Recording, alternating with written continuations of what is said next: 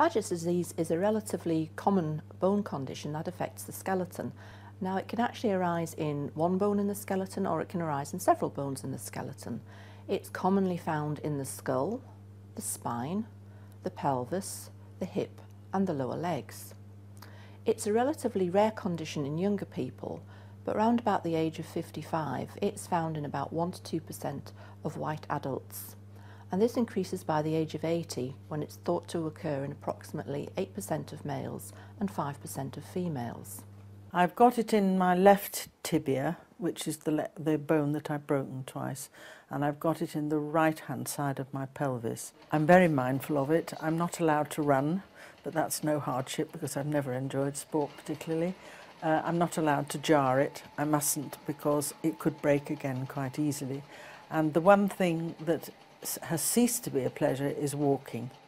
It's really a condition which is concerned with bone turnover, and we think about the bone as being a living dynamic tissue which is constantly being remodelled and renewed. And there are two types of cells which are involved in this process. One type of cell is called the osteoclast, which is a bone that destroys the old bone, and then there's a type of cell called the osteoblast, which then builds up new bone. In Paget's disease, the osteoclasts, there are a lot more of them, and they work very, very rapidly. And in response to this, the osteoblast cells also work very rapidly. And the result of this, at the end of this process, is that the bone becomes much, much bigger. Now, you might actually think that bigger bone means healthy bone, but in this particular case, the inside is fragmented and it's much, much weaker, which is why it can easily break. I don't have a lot of inconvenience. I have odd twinges of being made aware that that is the spot that you broke. In the front of my left tibia I have odd twinges, but I really don't have any pain.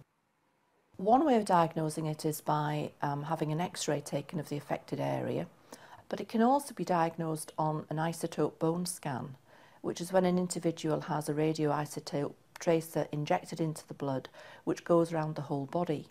And if there are areas of Paget's and bones around the body, these are actually highlighted as what could be defined as hot spots. And by looking at the results of a radioisotope bone scan, you can actually see areas of Paget's disease. And another critical way of diagnosing it, there is a substance which is released by the bone cells when they are overactive. Now, this substance is elevated, and that is actually checked very easily by just performing a simple blood test. One of the most interesting things about Paget's disease is a lot of people have it and they have no symptoms whatsoever. And it's sometimes discovered because they have an X-ray for another reason, or they have a blood test taken. But for those people who do have symptoms of Paget's disease, the most important symptom is pain. And it's also, the pain is often associated with a feeling of heat from the bone. So for example, if somebody has Paget's disease in the shin bone, if you hold a hand next to the shin, you can sometimes feel this heat coming off the bone. In addition to pain, it is possible to have deformity at the site of the Paget's disease. And so, for example, if somebody has Paget's disease in the skull will be larger than normal, and the forehead can look flattened. Similarly, if somebody has Paget's disease in the lower shin bone or in the hip bone, the bone itself can actually bow outwards and distort. Until about 30 years ago, unfortunately, there was limited treatment for Paget's disease and people had to suffer the pain and the deformity. But then there was a group of drugs which were discovered, and these are called bisphosphonates. And these drugs are used in the treatment of a lot of bone disorders, and Paget's is one of them.